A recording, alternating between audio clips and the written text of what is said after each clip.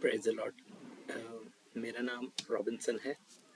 पिछले दिनों से हम जैसे भी हम सब भाई बहन से हम बात हो रहा था और रिगार्डिंग था ये पास्टर सचिन लाइव जी ने जो हमारे लिए ग्रुप बनाया हुआ था, उसमें जो हमें शिक्षा देने वाले थे, जो 22 हिब्रू अल्फ़ाबेट्स हैं उनके बारे में।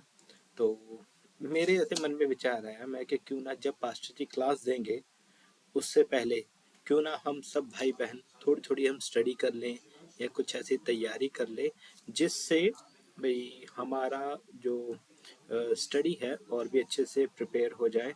तो मेरे मन में विचार है, तो भाई इसलिए मैंने ग्रुप में सभी भाई बहनों से एक विचार जानना चाहा भाई क्या हम सभी भाई बहन अगर हम थोड़ा थोड़ा हम स्टडी करें जो हिब्रू अल्फ़ाबेट्स हैं 22 उनकी अगर तैयारी करके हम वीडियो के ज़रिए या फिर ऑडियो के ज़रिए या किसी भी माध्यम के ज़रिए अगर हम ग्रुप में शेयर करें तो हम सब पढ़ने के लिए एक बहुत अच्छा मटेरियल हो जाएगा। तो मैंने जब देखा ग्रुप में एक सिस्टर जी हैं तो उन्होंने क्या किया था, एक आलेफ जो हिब्रू अल्फ़ाबेट है और आलेफ और बेत के बारे में दो फोटोज शेयर किए। तो मेरे ऐसे मन में विचार में कि क्यों ना भाई हम भी कुछ ऐसा ही एक इन्फॉर्मेशन हम अपने सभी मसीह भाई बहनों के साथ शेयर करें, सो दैट जब हमारा क्लासेस हो तब हमें और भी अच्छे तरीके से समझ आए। सो मैं उम्मीद करता हूँ मैंने तैयारी की है, अगर वो तैयारी में कुछ कमी हो या कुछ गलतियां हो तो प्लीज़ मुझे ज़रूर बताइएगा। मैं पास्टर सचिन जी से ज़रूर अनुरोध करूँगा, अगर कुछ इसमें मिस्टेक्स हैं या कुछ इसमें ऐड करने की ज़रूरत है तो प्लीज़ पास्टर जी आप हमें ज़रूर बताइए।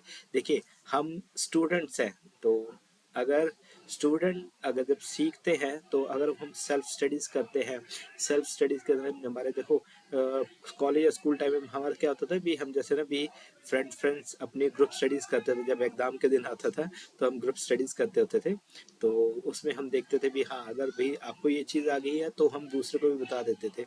तो जब एग्ज़ाम का दिन आता था तो हमारे लिए थोड़ा ईजी हो जाता था। मैं इसी सोच के साथ मैं ये वीडियो बना रहा हूँ ताकि जो इन्फॉर्मेशन है जो मैंने देखा है ऑनलाइन, ठीक है, या स्टडी करके या ऑनलाइन ढूंढ के मैंने जो एक चीज़ तैयार की है, थोड़ा सा ज़्यादा कुछ नहीं है, तो हम सभी भाई बहन उससे फ़ायदा उठाएं।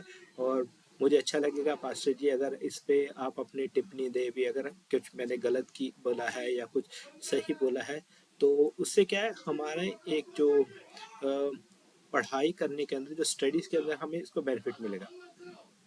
तो मैंने ना एक चीज़ स्टडी कर रहा था जो आलेफ जो हिब्रू अल्फ़ाबेट है।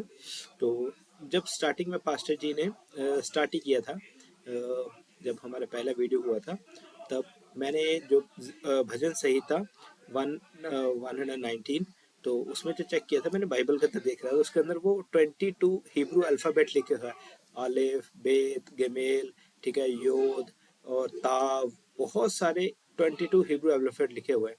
तो मैंने वही ग्रुप के अंदर भी शेयर किए थे बाइबल की जो फोटोज मैंने खींच के ना भाई ये 22 हिब्रू अल्फ़ाबेट्स बाइबल में हमारे मौजूद है। चलिए अभी जो मैंने अभी रिसर्च किया है, जो मैंने अभी ढूंढा है या फिर जो मुझे अगवाई हुई है, तो आलेफ के बारे में मैं थोड़ी सी इन्फॉर्मेशन देता हूँ।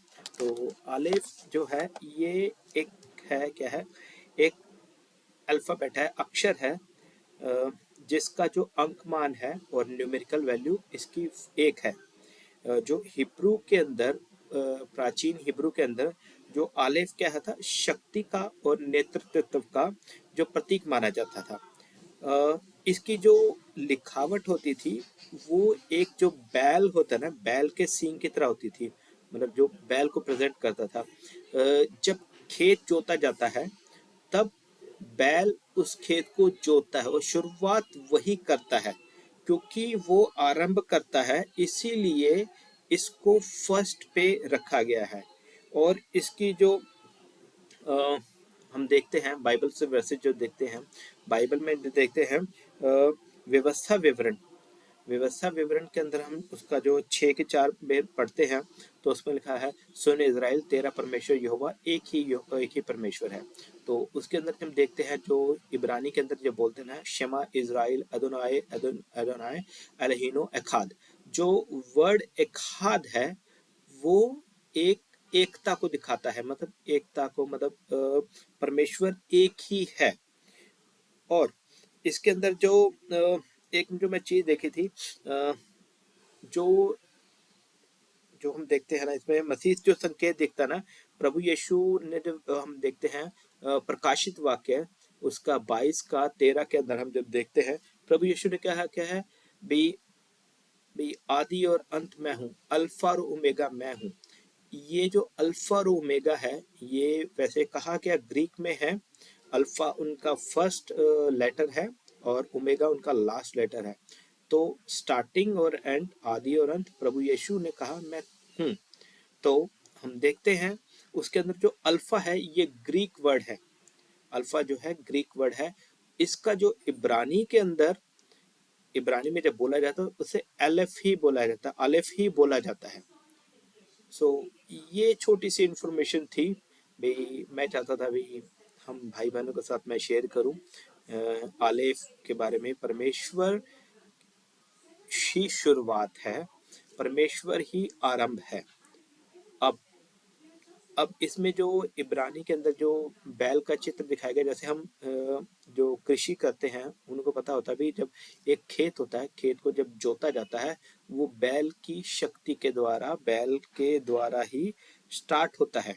तो ये है इंफॉर्मेशन आलेफ जो फर्स्ट हिब्रू अल्फ़ाबेट है उसके बारे में। बाकी ये छोटी सी इंफॉर्मेशन थी। अगर प्रभु आप सब भाई बहनों का आशीष दे, अगर कोई गलती या मिस्टेक हुए हैं तो क्षमा कीजिएगा। बाकी पास्टर सचिन क्लाइव जी, अगर इसमें कुछ इम्प्रूवमेंट हो सकता है या कुछ ऐसा कंटेंट हम इसमें ऐड कर सकते हैं या कुछ ऐसी इन्फॉर्मेशन है जो आप हमसे शेयर कर सकते हैं या इसमें कुछ भी गलती है तो प्लीज़ ज़रूर बताइएगा। प्रभु आप सब भाई बहनों को बहुत सारी आशीष दे। धन्यवाद।